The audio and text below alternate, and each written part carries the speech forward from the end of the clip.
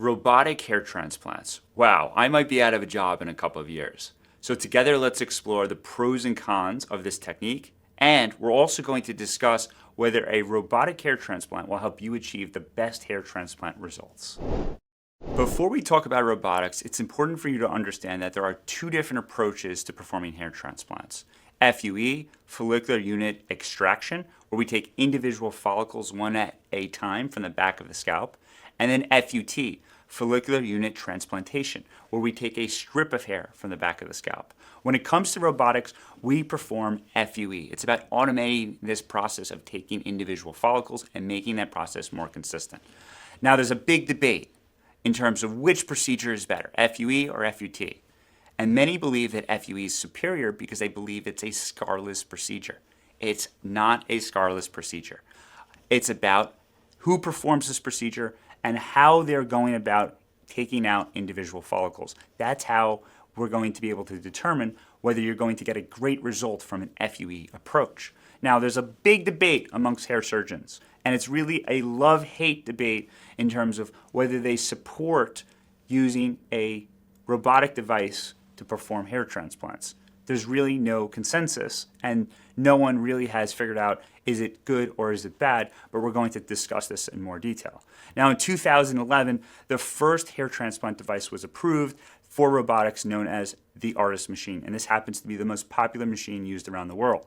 We also have the HART machine. It's not as popular, but it's used by some of my colleagues. And finally, there's the NeoGraft and SmartGraft machines. These are not completely robotic machines, and they do require a doctor or technician to be involved in the process. But when it comes to the NeoGraft and SmartGraft machines, I want to warn you, if someone has these machines, they're probably not hair surgeons, because the NeoGraft and SmartGraft come with teams. They actually come to a physical office, they perform their procedure, and they leave.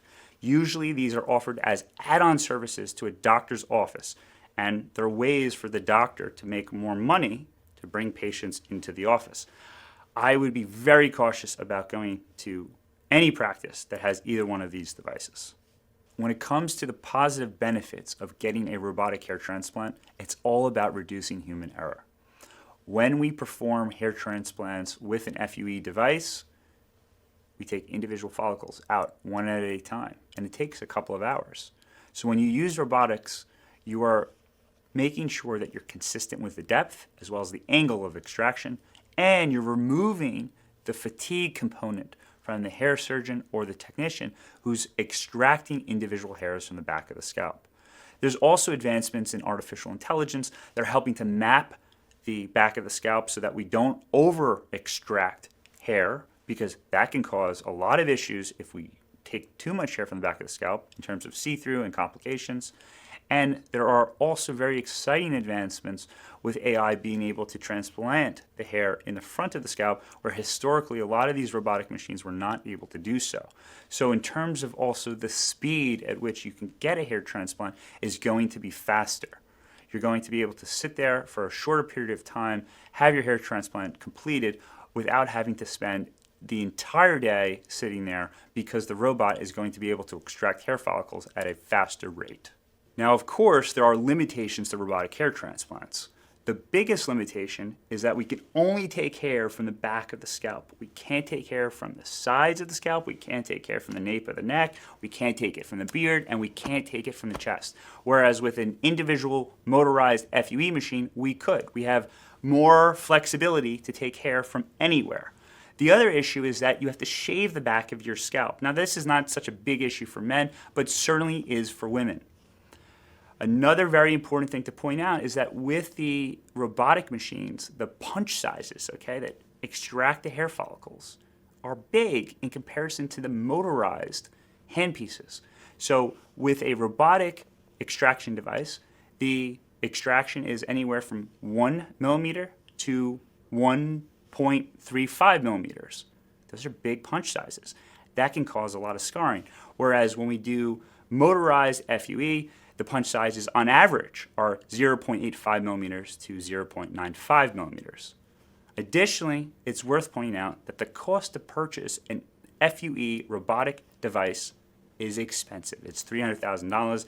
And if it costs us $300,000, I can assure you, you're going to be paying a lot for a robotic hair transplant. Now, the other thing to point out is that on these robotic hair transplants, they don't have the ability to oscillate. It's a movement that's critically important to get really good grafts.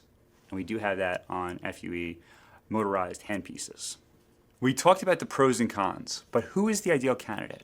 Well, I would say only men, and men who have straight, dense hair. Women are completely off the list, and if you have coarse or curly hair, I would be very cautious about getting a robotic hair transplant because the robots are only good at extracting straight hair.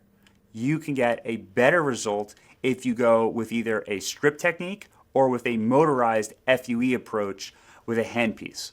So be very cautious if you're thinking about getting a robotic hair transplant. I think you get a general idea on my stance on robotic hair transplants, but I'm not completely pessimistic. I'm actually very optimistic. And I believe within the next 10 to 15 years, we're going to see advancements in robotics and artificial intelligence that are going to help us deliver superior hair transplant results. And I actually do believe the robotics will increasingly take over the hair surgeon's role. With that said, today, I don't think robotics are the ideal approach to performing hair transplants. There are better ways to get better results. I hope you found this helpful and have a better appreciation for the pros and cons of robotic hair transplants. If you have any questions, please leave them below. And if you haven't already, please hit that subscribe button so you can join our community. And as always, I'm here on your journey to help you address your hair loss.